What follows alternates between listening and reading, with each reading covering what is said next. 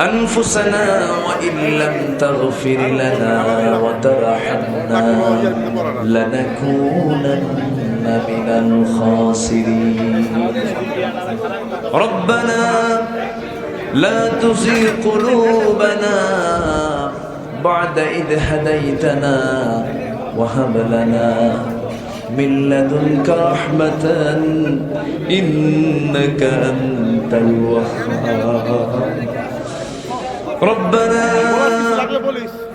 ربنا آتنا في الدنيا حسنة وفي الآخرة حسنة وقنا عذاب النار واجعلنا الجنة مع الأبرار আল্লাহ তাআলা গভীর রাত নিঝুম রাত ঝিমানো রাত্রিতে হাজার হাজার মুসলমান নরনারীকে নিয়ে তোমার কালামের সূরাতুল আনকাবুতের প্রথম 3টা আয়াতকে সামনে রেখে ঈমান কি ঈমানের পরীক্ষা নিয়ে কিছু কথা বলার চেষ্টা করেছি।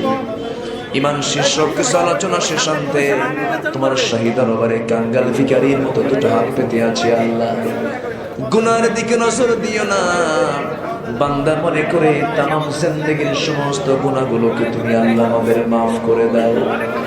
জনম দুঃখিনী মা, জনম দুঃখী বাপ জান যারা চলে গেলে জিন্দেগীর গুনাহগুলো মাফ করে দাও, কবরগুলোকে জান্নাতের টুকরা বানায়া দাও।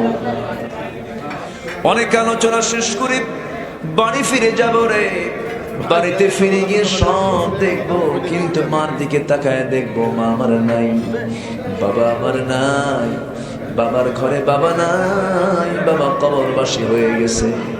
সে আব্বা জান সে আম্মা জান যারা চলে গেলে জিন্দেগির গুনাহগুলো মাফ করে দাও, কবরগুলোকে জান্নাতের টুকরা বানায়া দাও।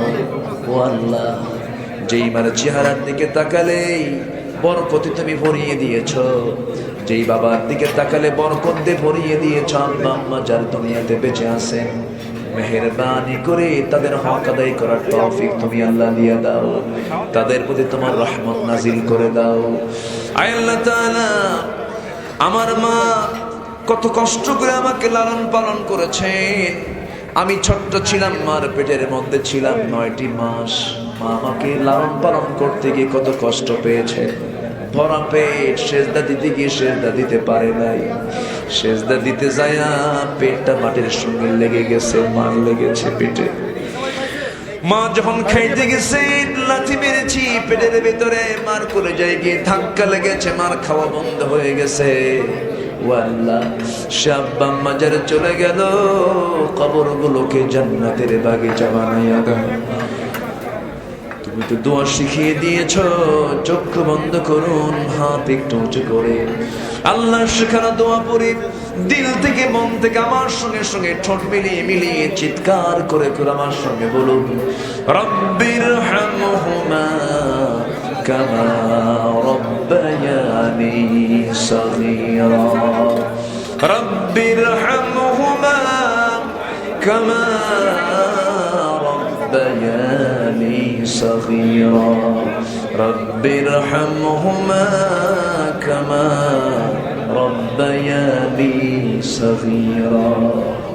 والله বিশেষ করে এই মাহফিলের আয়োজন